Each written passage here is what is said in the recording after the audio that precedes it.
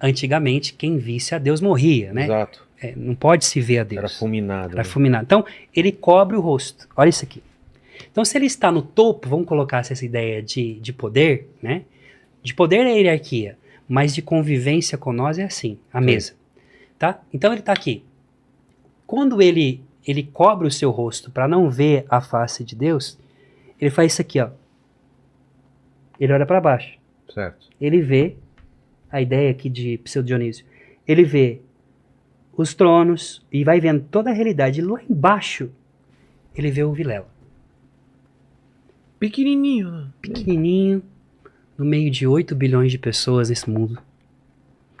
E Deus não confunde a sua voz, Deus conhece o teu gemido do teu coração, sabe tudo de você. E ele olha pro Vilela, e o Vilela, que é a imagem de Deus vivo, ele não vê o Deus face a face, mas quando ele olha pro Vilela, ele vê o reflexo da glória de Deus. Entendi. Como um espelho. Como um espelho. Isso faz com que o ser humano seja quem é. E por que ele cobre os pés também, o corpo? Ele cobre os pés no Oriente Antigo. Vamos colocar aqui, por exemplo, o próprio Homero, quando conta para nós a saga a saga do nosso... A saga, por exemplo, daqueles que viveram a epopeia, né? E ele diz para nós que quando Ulisses, quando via a palavra, quando Ulisses voltava para casa, e aí tinha que fazer aquela prova da flecha, tal, pra caramba, ninguém conseguia, né? Ulisses, ele chega disfarçado de mendigo. E a serva que o acolhe e vai lavar os pés dele, quando ele levanta a sua roupa, ele tem a cicatriz na sua perna, uma cicatriz que ela já conhecia. Porque antigamente era assim, você ia para uma casa, você andava de sandália nas ruas empoeiradas da Palestina, daquele tempo ali, você chegava numa casa, você não podia trazer o pó de outros lugares profanos que você tinha. Por exemplo, sobretudo para um judeu, você tinha que chegar, tirar sua sandália e alguém lavar seus pés. Lá fora. Quem que fazia isso era o escravo.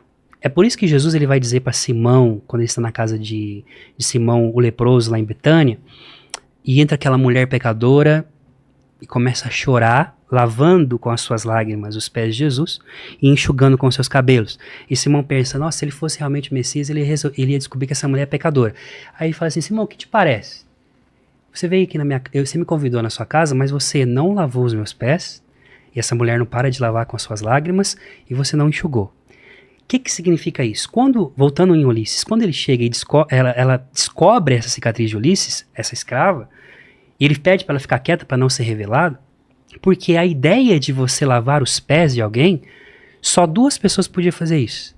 Ou o escravo daquela casa, ou a esposa ou o esposo. Ah, é? É. Por quê? O pessoal não usava cueca, né, velho? O que tem? Uai, você imagina você sentado, alguém lavando seu pé, entendi. vendo o badalo do teu sino. Entendi. Não é não? Então, as partes íntimas ali é só pra quem é escravo. Cara, e aqui que entra. Satanás não entende isso. O Deus lá em cima, que é o poder de todas as coisas, voltando de novo ao mistério da encarnação, agora na noite de Páscoa, na noite santa, na Santa Ceia, do nada Jesus levanta, pega uma toalha, se cinge e começa a lavar os pés dos seus discípulos. Os caras ficam, que isso? Não vai lavar meu pé não. Pedrão já tá segurando aqui para não aparecer nada. Pelo amor de Deus, Senhor, nós tem que lavar o seu pé, não vai fazer isso. Aí Jesus brinca com o Pedro, Pedro, é o seguinte, velho, se você não deixar eu lavar o seu pé, então você não vai ter parte comigo. Aí ele fala, não, lava tudo então, me dá um banho, né? Aí Jesus brinca com ele, né, o cara, pé. Quem já tomou banho não precisa. Mas por que Jesus está lavando os pés? Em um texto um pouquinho mais à frente, Jesus ele vai dizer assim, na casa do meu pai tem muitas moradas, e eu vou para o Pai para preparar essa morada para você. O que Jesus está falando? Jesus está falando sobre a realidade do casamento. Quando um homem casava com a sua esposa, levava ela para o quarto, os dois lavavam os pés uns do outro para começar a noite de núpcias. Então Nosso Senhor está falando de casamento. Eu vou preparar um lugar para vocês. Quando eu vou voltar para te buscar, minha noiva. Mas eu já estou lavando os seus pés para você entrar na glória, sem você precisar de trazer essa poeira do mundo. Ok. Então o serafim, ele cobre os pés por quê? Porque o pé é intimidade. Na adoração, aqui sempre no final das contas, é sobre Cristo. Tudo, a realidade dos anjos converge a Jesus, que é cristocêntrica. No tudo, ele está cobrindo os seus pés para dizer o seguinte: a minha adoração, a minha intimidade, o meu louvor, eu não vou mostrar para ninguém. Porque a verdadeira vida é a vida interior, é a vida do secreto, é a vida escondida. É por isso que Jesus ensina para nós que se você quer receber algo de Deus, se você quer intimidade com Deus, não fique igual os publicanos e fariseus que ficam gritando nas praças. Entra no seu quarto, fecha a porta, e teu pai te vendo escondido vai te recompensar. E aí entra o mistério total da adoração. Deus, ele é aquele que está escondido nas circunstâncias da vida, nas circunstâncias escondidas do teu coração, do teu choro, das tuas lágrimas. Às vezes você não consegue expressar isso para ninguém, nem para sua esposa, às vezes, da dor que você está passando, mas Deus conhece porque ele mora dentro de você. Então, o serafim é isso, ele está diante de Deus, mas ele não pode, entre aspas, contemplar o Senhor, mas ele olha você e vê essa glória. Os querubins, eles são os anjos que tem Deus no meio deles. Tá. Serafins têm Deus na presença, pois que queima, são abrasados por esse fogo. Os querubins, a primeira vez que a gente vê essa realidade dos querubins é no Éden, e depois, quando Deus pede para Moisés construir a Arca da Aliança. E na Arca da Aliança você vai ter esses dois querubins, né, que... As asas estão se tocando? As asas se tocam, algumas vezes se acha toca. pra gente essa imagem da Arca da Aliança, tem os dois querubins em cima, por favor. As asas da aliança, as asas elas se tocam, quase se tocam na verdade, e a Shekinah, a presença de Deus, desce no meio deles. Sim. Sob o propiciatório. Lembre que a palavra querubim significa propiciador ou abençoador. O propiciatório era a tampa que cobria a arca. É onde o sumo sacerdote jogava e aspergia o sangue do cordeiro sobre a tampa. Quando caía o sangue na tampa da arca, a Shekinah de Deus descia no meio dos querubins. Os querubins, eles têm essa realidade da adoração, de ter essa convivência de Deus que se manifesta no meio. Quer ver? Um exemplo? Lembra de Jesus quando ele está indo para Emaús e ele está no meio de dois discípulos. Ele vai conversando com os caras não entenderam nada do que aconteceu, tudo mais, e Jesus tenta explicar para eles as escrituras, eles estão com a dor tão grande que eles não prestam atenção. Mas quando Jesus chega na casa daquele ali, de um dos discípulos, ele vai partir o pão. E quando ele parte o pão, ele desaparece, fica invisível aos olhos deles. E eles dizem assim: não ardia o nosso coração quando ele falava para nós sobre as escrituras? É Cristo no meio. Os discípulos de Emaús, Jesus no meio. Essa é a realidade do querubim. O querubim carrega os querubins em comunidade, em comunhão, em adoração. É aquela experiência que a gente faz do culto, da adoração a Deus no meio da assembleia. Então eles têm Deus no meio deles. Por isso conhece. E depois você tem os tronos, os santos tronos, ou os ofanins para os judeus e tronoi para os gregos, em grego. Quem são os tronos? Tá lá. Ah lá, é isso aí. Olha que bonito. Tá. Você sabe que os querubins, eles... Você sabe que os querubins, eles têm uma realidade assim. No Bereshit Rabá, os antigos rabinos, eles intuíam assim, que é o corpo de anjo, corpo de homem, rosto de bebê. É um menino e uma menina, porque são os dois sistemas da criação, né, que é o homem e a mulher. E eles não se olham um para o outro, eles olham para dentro da tampa da arca. Porque aquilo que está dentro da arca é mais valioso do que estava fora. Entendi. Então, lembra quando Deus fala para Samuel quando vai ungir Davi? Calma, velho, você tá vendo só o exterior, eu olho o coração. Eu olho aquilo que você não vê. Os anjos que estão na arca, os querubins que estão na arca, eles olham para a essência do dentro, daquilo que tem Deus escondido, onde você não consegue ver na expressão externa. Já os tronos, e para mim são os maravilhosos, governados por São Rafael, arcanjo, é essa ideia mesmo de trono de assento, né? Então, por exemplo, estou nessa cadeira aqui. Olha que louco. Os serafins estão diante da presença, os querubins têm Deus no meio. Os tronos, Tomás de Aquino diz, cara, é muito louco. Eles são os adoradores perfeitos, por quê? Me permita, tá? O querubim aqui está diante de Deus, o serafim tem Deus, o serafim está diante de Deus, os querubins Deus no meio, mas os tronos são assentos de Deus. Então, ó, Deus se assenta dentro da essência deles. Um exemplo. Quando você assenta, essa cadeira, ela está colada ao meu corpo. Certo. O que significa? Deus inabita, Deus habita dentro desses anjos. Deus se assenta neles. E esse sentar-se neles significa que eles têm Deus na sua própria essência. Então carregam Deus dentro de si. Que é um mistério cristológico, teológico de salvação, que é o grau último nosso de ter Deus dentro de nós. Então os tronos são a manifestação daquilo que nós vamos ser. As dominações são os anjos dominos, vem da própria palavra Kyrios, né? São senhores, governadores do mundo intermédio entre o trono de Deus, né, preternatural, e a realidade aqui do mundo visível. Eles governam sobre as virtudes, sobre as potestades, que são anjos, eu chamo as potestades de anjos, tropa de elite do céu. Por exemplo, um dia que você tiver algum problema aqui, na internet, que não funciona, não sei se acontece isso aqui, porque lá em casa acontece direto. Pode pedir para os santas potestades. Por isso que Paulo fala que eles estão nos ares. Cara, Wi-Fi. É o tempo inteiro aqui, ó. Eu pedi para um rapaz que trabalha comigo fazer um vídeo de 1 minuto sobre os anjos, até agora ele não está conseguindo fazer. 1 minuto, ele não está conseguindo renderizar o vídeo. Porque isso é batalha espiritual. Eles têm poder sobre isso. Então as potestades, elas entram nesse mundo. São os anjos que entram para poder fazer a vontade de Deus acontecer. Depois, as santas virtudes, que são anjos poderosos, são os anjos que nos colocam de pé, são os anjos responsáveis de planetas, guardiões de galáxias, guardiões de realidades também do mundo cósmico e que tem também o dom de realizar milagres em corpos como os nossos. Mas, em tudo isso, essa primeira 3 hierarquias aqui, ela demonstra toda a atenção que esses anjos têm em viver somente para Deus. Agora, para nós católicos e para os medievais, nenhum serafim e nenhum trono se tornou demônio. É. Foram quais classes de anjos? Os querubins e os outros. Porque os querubins podem chegar ao conhecimento. A gente, pelo conhecimento, a gente se perde. Mas quem é abrasado pelo amor de Deus, quem carrega esse amor dentro de si, quem ama não trai, Vilela. Então esse é o conceito.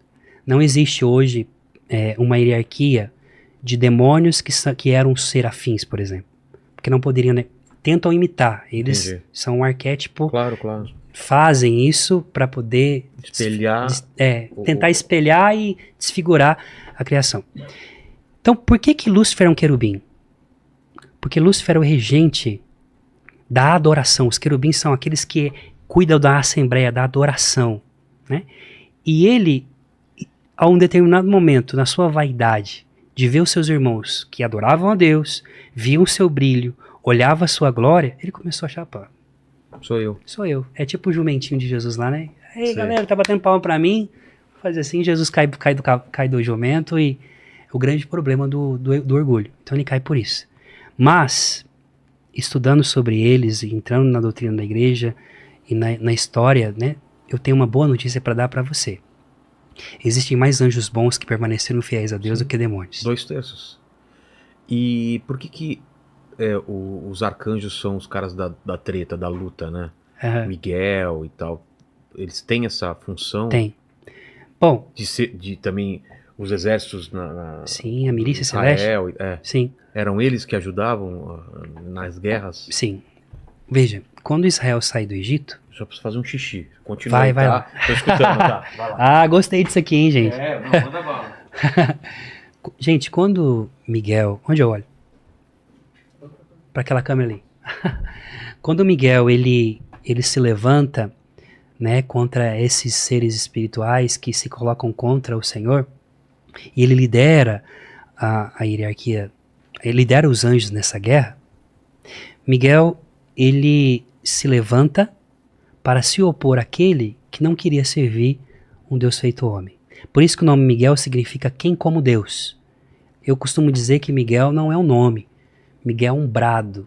É um brado de um ser apaixonado que defendeu o amor da sua vida. E de fato, também é um código, o nome do próprio Miguel é um código de adoração, né? Então, os arcanjos, se os serafins, querubins e tronos estão diante do trono de Deus, as dominações, virtudes e potestades estão nesse mundo intermédio entre a realidade celestial e comunica essa realidade também ao mundo inferior, os principados, os arcanjos e os anjos foram designados para cuidar da realidade visível desse mundo e também cuidar diretamente do homem. Por isso, Vilela, que eu digo uma coisa para vocês, Jesus ele vai quebrar esse paradigma da ideia de que, por exemplo, um anjo maioral, como um serafim, por exemplo, ele não pode, como alguns pensavam, estar próximo ao homem. Por quê? Jesus ele é o maior de todos. Sim. Ele é o Criador. E ele quebrou todo o paradigma, ele se fez homem. Ele se fez neném. Eu costumo dizer assim, ó. Quem foi que anunciou a Maria? Foi Gabriel. Um arcanjo. arcanjo. E veja, Gabriel no mundo judaico, é muito bonito isso. Existem os 4 acampamentos dos anjos no mundo judaico. Para representar também os 4 pontos cardeais, né? Certo. Ou as 4 portas do mundo. Você tem um acampamento para os judeus, o acampamento de Miguel, de Gabriel, de Rafael e Uriel. Tá? Mas você tem aqui uma beleza, olha. Gabriel, para os judeus, é o anjo mais poderoso que existe. É mesmo? É. Por quê? Ele é mais poderoso do que Miguel. Porque ele é o anjo da justiça. Gabriel é aquele que Deus usa para poder manifestar sua justiça no mundo. Né? A gente tem um monte de nomes que depois, fora da Bíblia, fora da tradição, veio aí também com a Cabala, que eu sei que você estudou um pouco, mas a Cabala é do 12º século, 13º século, não é consensual da parte dos judeus, de muitos judeus, por exemplo, porque é mais uma mística, vamos dizer assim, até mesmo um pouco esotérica, né? Que é o grande problema, e foi por isso que eu quis escrever esses livros, para poder também trazer um pouco de verdade para o meu nicho católico. Mas, Miguel, ele é a expressão da bondade de Deus. Para o Talmud, para a Mishnah, e também para a realidade também do Bereshit Rabbah. Então veja, Gabriel está à esquerda de Deus, a sua justiça. Quando Deus é Gabriel, que provavelmente é aquele anjo que matou aqueles 180 mil assírios naquele exército que lutava contra Israel. Então ele executa ordens de Deus. Ele é a manifestação, o procurador, vamos dizer assim, é o embargador que chega na sua casa para te entregar a folha, ó, tem que pagar, vai preso e tudo mais. Então ele é o executor da justiça de Deus. Por isso ele é forte. Mas aí a pergunta, por que então Miguel é maior do que Gabriel? Porque Miguel, ele é a expressão da bondade de Deus. E a bondade de Deus supera a sua justiça. Se Deus fosse justo, agisse com justiça conosco o tempo inteiro, o que seria de nós, vai dizer o salmista? Se o Senhor não fosse bom, né, eu ainda cantarei a bondade de Deus na terra dos vivos. Se não fosse essa bondade de que me acompanhasse, o que seria de mim? Eu estava lascado. Então, por isso que quando Gabriel ele é mandado para anunciar a Virgem Maria, hoje para nós católicos, viu? É um dia muito importante para nós, dia 15 de agosto é o dia que nós celebramos a Assunção da Virgem Maria, o dogma da Assunção. Né? E esse dia também é quando começa a Quaresma de São Miguel. Pois eu vou falar disso para você, porque eu estou aqui, nesse dia. Tem tudo a ver com você.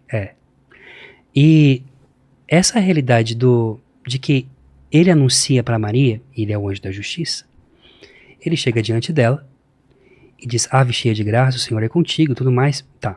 E ele vai falar sobre, ele anuncia. Porque, veja, aquilo que nos foi roubado lá no Éden, dessa comunhão que existia com Deus por causa do pecado, qual que era, o que a justiça deveria ser feita? Qual a justiça, pensando na realidade do direito romano? Tem que pagar, velho. Você quebrou, você vai pagar e acabou. Mas a justiça de Deus não é como a nossa. A justiça de Deus, ela é a realidade de devolver aquilo que foi roubado. Então, por exemplo, o conceito de justiça para os medievais, né, a virtude da justiça, o que é? É dar ao outro aquilo que lhe compete. Você foi roubado, você vai ligar para a polícia, vai fazer o BO, aquele ladrão ele vai ser condenado, e o fato dele ser preso é porque ele está pagando uma dívida. Né? Então a justiça é isso, a justiça cobra a dívida.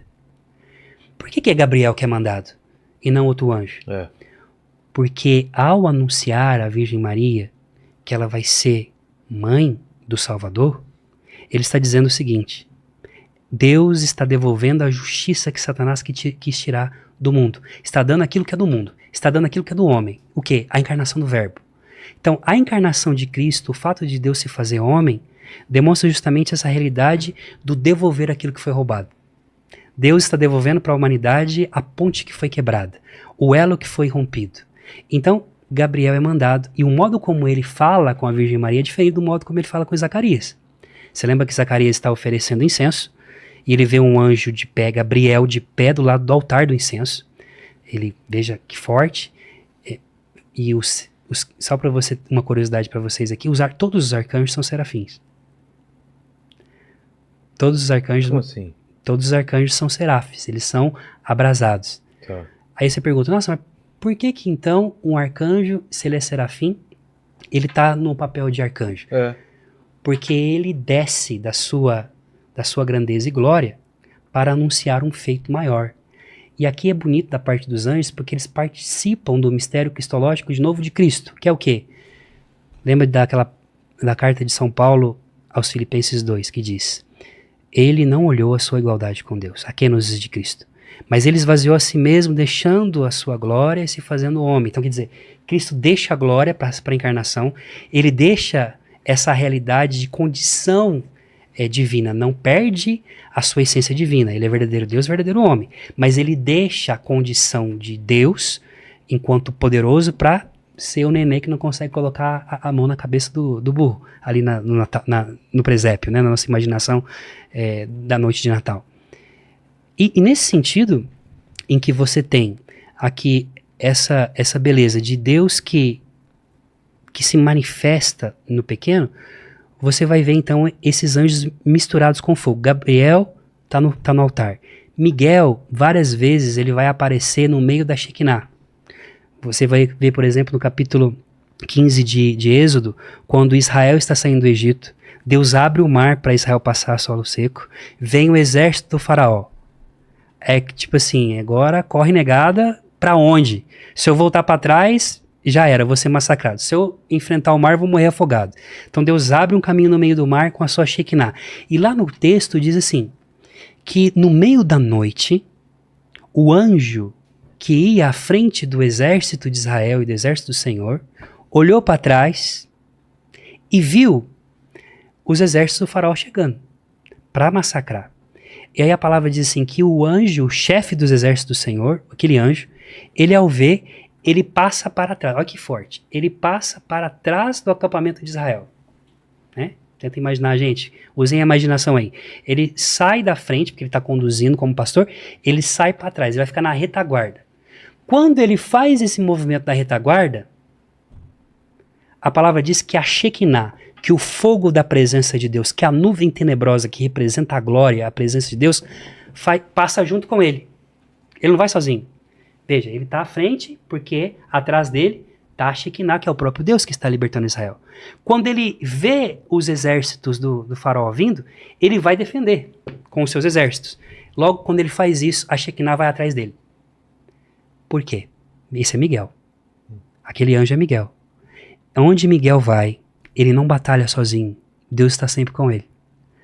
É como, eu sempre digo, o fato de você ter um anjo da guarda, que te guarda, antes dele ser guardado, antes dele ser seu guardador, ele é guardado por Deus. Antes dele ter asa, ele está debaixo das asas do Altíssimo. Porque o Salmo 91 diz, tu que habitas debaixo da proteção do Altíssimo e demora à sombra do Onipotente e debaixo de suas asas encontra refúgio. Por que um anjo tem força? Por que um anjo da guarda, na jurisdição que Deus deu a ele, enfrentaria um inferno inteiro para te defender? Porque ele está debaixo de uma proteção maior. Então, no final das contas, diferentemente daquilo que os gnósticos falavam, das ideias de demiurgos, que talvez até mesmo a ideia dos anjos é como são seres intermediários entre Deus e os homens, na verdade não. Os anjos estão a serviço, são ministros de Deus em ação, mas Deus está neles. Eles estão debaixo de uma proteção também. Eles não vão para a guerra sozinhos. Então aquele anjo, é muito bonito isso, ele vai pro pau. Por que ele vai pro pau? É igual a gente quando estava na escola. Vou bater no você, tá bom, vou chamar meu pai. Enchia o peito, ia para a escola, ia para mostrar pro pai que o pau ia torar, Aquela que depois o pai intervia, é saber que tem alguém atrás de mim o tempo inteiro. Então você tem aqui à direita de Deus como primeiro-ministro Miguel. Ele é chamado de o grande Hagadol, que é o sumo sacerdote entre os anjos, aquele que apresenta a Deus as nossas orações também, o protetor de Israel, que depois a igreja vai entender que também ele é o protetor da igreja. Tanto que São Miguel, ele é para nós o guardião da igreja universal, não só da igreja católica, dos cristãos. Ele faz esse papel de guarda, porque ele amou o ser humano, por causa daquela prova, ele se levanta gritando, quem como Deus? Eu dizia aqui que a palavra quem como Deus, Vilela, ela não é uma palavra qualquer, é um brado de um ser apaixonado que defendeu o amor da sua vida. Ele viu que Lúcifer e os seus demônios estavam querendo romper e macular a glória de Deus, ele se levanta e diz, quem como Deus? Isso é um código de adoração, o nome de Miguel. Você vai ver isso um código de adoração que vai aparecer em toda a Bíblia. Por exemplo, amarás o Senhor teu Deus de todo o teu coração, com toda a tua alma, com todo o teu entendimento, com todas as tuas forças. E depois diz, não adorarás outro Deus, segundo o segundo mandamento. Não adorarás outro Deus além de mim. E depois, Ana, a um determinado momento, lá no capítulo 2 de Samuel, quando ela fica grávida de Samuel, ela faz um cântico que é inspirado depois no Magnífica, né? O Lucas, ele se inspirou nesse cântico de Ana. Ela diz assim, quem é tu? Quem é como tu, Senhor, lá no céu e aqui na terra? Não há outro além de ti, a quem nós podemos comparar. Quem é como tu, Senhor, vai dizer Isaías, que diante dos deuses se coloca como nosso defensor? Quem como Deus, na verdade, é um chamado de, no meio de uma confusão, no meio de uma prova, dizer, volte o seu olhar. É dizer e gritar o tempo inteiro, prostrando-se, adorando, rendendo a sua vida e dizendo, tudo que eu tenho, tudo que eu sou, eu não há outro. Eu não tenho mais ninguém na minha vida. Você é tudo para mim.